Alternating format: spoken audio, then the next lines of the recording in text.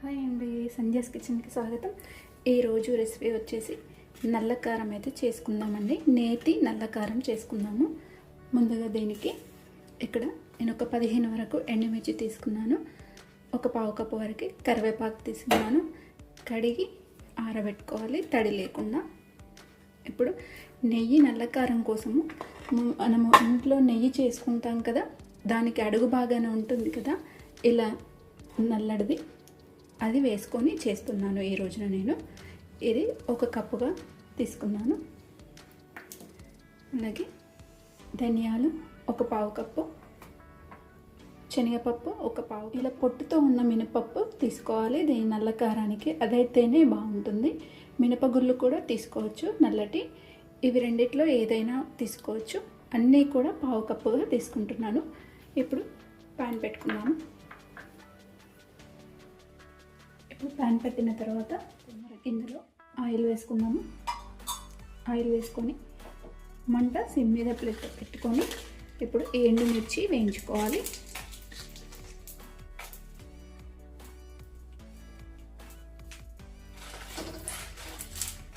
ఇది కొంచెం కలర్ వచ్చే వరకు వేయించుకోవాలి. కొంచెం అక్కడక్కడ బ్లాక్గా వస్తాయి కదా, అంతవరకు వేయించుకోవాలి. అప్పుడైతేనే ఈ నల్ల కారానికి రుచి కూడా బాగుంటుంది.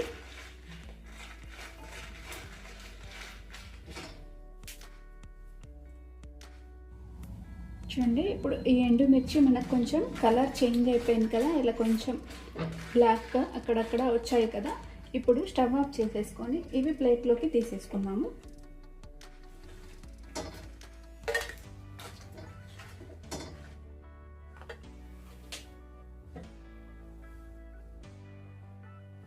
ఇప్పుడు ఇందులో ఒక పావు స్పూన్ వరకు ఆయిల్ వేసుకోవాలి. ఇప్పుడు మనం తీసుకున్న ఈ పావు కప్పు మినపప్పు వేయించుకోవాలి. సిమ్ మీద పెట్టి లేదా మీడియం ఫ్లేమ్ మీద పెట్టి వేయించుకోవాలి. ఎక్కువ ఆయిల్ వేసుకుంటే గ్రైండ్ చేసుకున్నప్పుడు మనకు ముద్దగా వస్తుంది. అదే తక్కువగా ఉందనుకోండి ఆయిల్, మనకు అది పొడిగా ఉంటుంది, ముద్ద కాకుండా.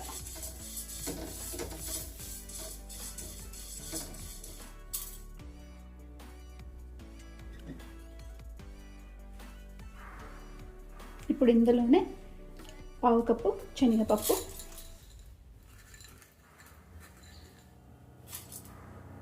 అలాగే ఈ పావు కప్పు ధనియాలు కూడా వేసుకోవాలి.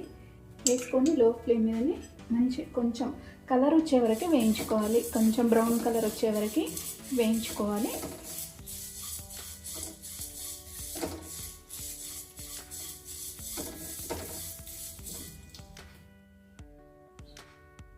ఇప్పుడు ఇందులోనే 1 టీ స్పూన్ వరకు జీలకర్ర వేసుకోవాలి. జీలకర్ర వేసుకొని దోరగా వేయించుకోవాలి.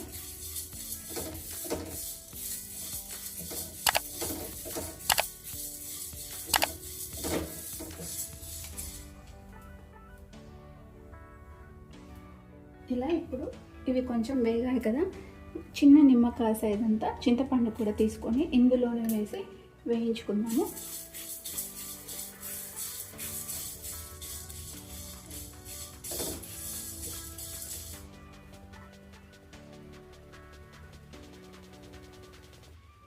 ఇలా వేయించుకున్న తర్వాత ఇప్పుడు వీటిని స్టవ్ ఆఫ్ చేసేసుకొని ఒక ప్లేట్లోకి తీసేసుకుందాము. చూడండి, మనకు పప్పులు కూడా ఎంత మంచి కలర్ వచ్చాయో, మినపప్పు కూడా బాగా వేగిపోయింది. ఇప్పుడు స్టవ్ ఆఫ్ చేసేసుకొని ప్లేట్లోకి తీసుకుందాము. ఇప్పుడు ఇందులోనే ఒక పావు కప్పు వరకు కరివేపాకు కూడా వేసుకొని ఫ్రై చేసుకుందాము. లో ఫ్లేమ్లో పెట్టుకొని వేయించుకోవాలి. మనకు కొంచెం క్రిస్పీగా అయ్యే వరకు వేయించుకోవాలి. ఇందులో ఏమీ కూడా నేను ఆయిల్ వేయట్లేదు, ఇలానే ఫ్రై చేస్తున్నాను.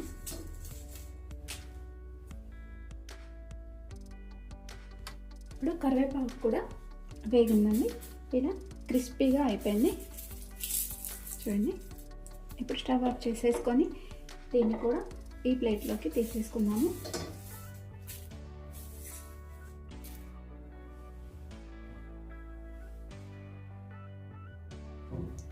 ఇలా ప్లేట్లో తీసుకున్న తర్వాత ఇవన్నీ పూర్తిగా చల్లబడిన తర్వాత గ్రైండ్ చేసుకోవాలి. ఒక 10 నిమిషాలు పక్కకు పెట్టేసుకుందాము. ఇప్పుడు ఇది పూర్తిగా ఇప్పుడు ఒక జార్ తీసుకున్నాము. జార్ తీసుకొని ఇందులో వేసేసుకోవాలి.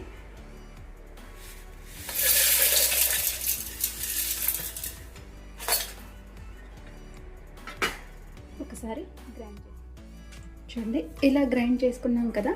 ఇప్పుడు మనం నెయ్యి చేసుకోగా మిగిలింది ఇందులో వేసేసుకుందాము. ఈ చివరన వస్తుంది కదా బ్లాక్ది, అది వేసుకొని ఒకసారి గ్రైండ్ చేసుకోవాలి.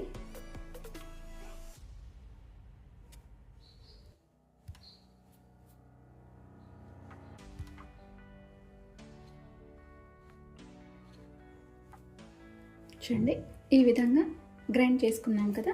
ఇప్పుడు ఇందులో మనకు రుచికి సరిపడినంతగా ఉప్పు వేసుకోవాలి. నేను దొడ్డుప్పు వేస్తున్నాను, ఒక 1/2 స్పూన్ వేస్తున్నాను.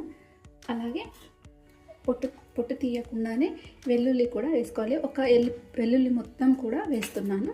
మళ్ళీ ఒకసారి గ్రైండ్ చేసేసుకుందాము. చూడండి, ఈ విధంగా గ్రైండ్ చేసేసుకోవాలి. మనకు వెల్లుల్లి కూడా మరీ ఇలా మెత్తగా కాకుండా ఎక్కడా కూడా ముద్దగా లేకుండా గ్రైండ్ అయిపోయింది. ఇలా చేసుకుంటే మనకు నేతి నల్ల కారం రెడీ అయిపోయిందండి. ఇప్పుడు దీన్ని ఒక బౌల్లోకి తీసేసుకుందాము.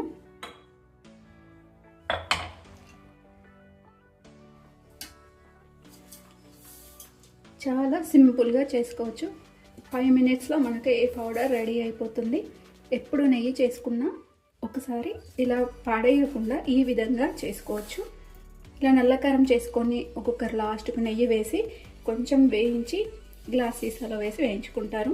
దానికి బదులు ఇలా మనం నెయ్యి చేసుకుంటాం కదా, దానికి లాస్ట్కి వచ్చిన దాన్ని ఇందులో కలుపుకుంటే చాలా బాగుంటుంది, టేస్టీగా ఉంటుంది. అన్నంలోకి, దోశలోకి, ఇడ్లీలోకి, దేనిలోకైనా సూపర్గా ఉంటుంది.